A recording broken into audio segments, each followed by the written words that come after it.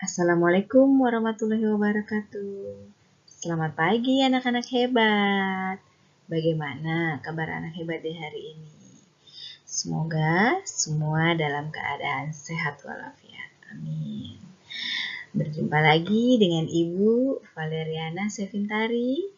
Pada hari ini Ibu akan membahas mengenai tema 3, benda di sekitarku, subtema 3, perubahan wujud benda pada kelas 3 sekolah dasar.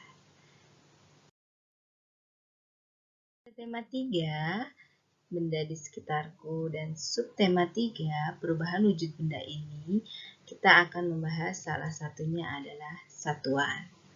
Satuan ada berbagai macam. Contohnya, ada satuan berat, ada satuan panjang, dan ada satuan waktu. Satuan dibedakan menjadi 2 jenis. Yang pertama yaitu satuan baku, kemudian yang kedua adalah satuan tidak baku.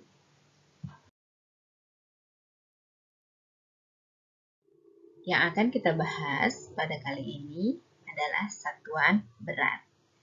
Dalam satuan berat, tentunya ada 2 jenis tadi satuan, yaitu satuan baku maupun satuan tidak baku. Satuan baku adalah satuan yang telah disepakati oleh internasional. Contohnya, yang pertama ada kilogram atau yang disingkat dengan kg. Kemudian ada hektogram, disingkat dengan hg atau ons. Kemudian dekagram atau DAG, kemudian gram atau GR. Contoh yang berikutnya adalah desigram atau DG. Kemudian contoh yang berikutnya adalah sentigram atau CG.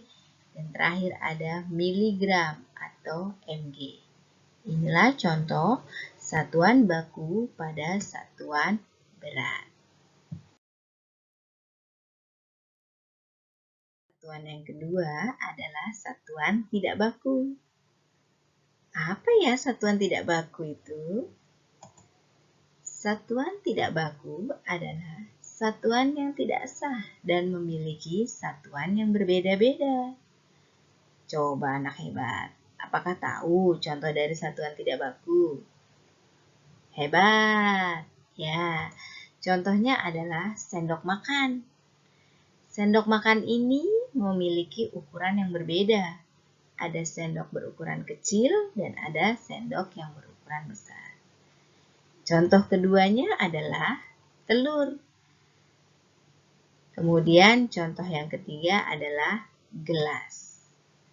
Sampai di sini anak hebat. Apakah sudah paham untuk membedakan antara satuan baku dengan satuan tidak baku? Wow, luar biasa. Alhamdulillah, anak hebat cepat untuk memahaminya. Setelah anak-anak memahami perbedaan satuan baku dengan satuan tidak baku, coba perhatikan contoh resep berikut ini. Berikut adalah resep kue putri salju. Bahan-bahannya ada 175 gram margarin, 3 kuning telur, 100 gram keju edam parut, 1/4 sendok teh garam, 175 gram tepung terigu yang diayak, 30 gram tepung maizena. Dan untuk taburannya dibutuhkan 350 gram gula bubuk.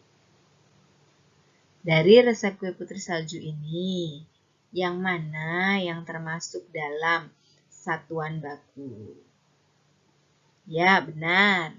Satuan baku yang terdapat dalam resep kue putri salju ini adalah 175 gram margarin, 100 gram keju edam parut, 175 gram tepung terigu, 30 gram tepung maizena, dan 350 gram gula bubuk. Lalu, yang mana saja yang termasuk dalam satuan tidak baku? Benar-benar, anak hebat. Yang termasuk dalam satuan tidak baku, yang pertama ada 3 kuning telur, Dan yang kedua ada 1/4 sendok teh garam. Bagaimana sampai di sini? Apakah sudah paham anak-anak hebat? Luar biasa. Setelah anak-anak memahami perbedaan antara satuan baku dengan satuan tidak baku pada satuan berat, coba perhatikan contoh soal berikut ini. Kakak membeli 200 gram tepung terigu. Kemudian ibu membelikan kakak tepung terigu sebanyak 300 gram. Jumlah tepung terigu yang dimiliki kakak adalah, siapa yang bisa menjawab? Hebat, luar biasa, benar. Jumlah tepung terigu kakak adalah 200 gram ditambah dengan 300 gram. Hasilnya adalah 500 gram. Jadi, jumlah tepung terigu yang dimiliki oleh kakak adalah 500 gram. Contoh yang kedua, ibu memiliki sirup 800 gram. Kemudian, sirup tersebut digunakan untuk membuat es buah sebanyak 400 gram. Sisa sirup ibu adalah, betul sekali, sirup ibu adalah 800 gram dikurang 400 gram. Hasilnya sama dengan 400 gram. Jadi, sisa sirup ibu adalah 400 gram.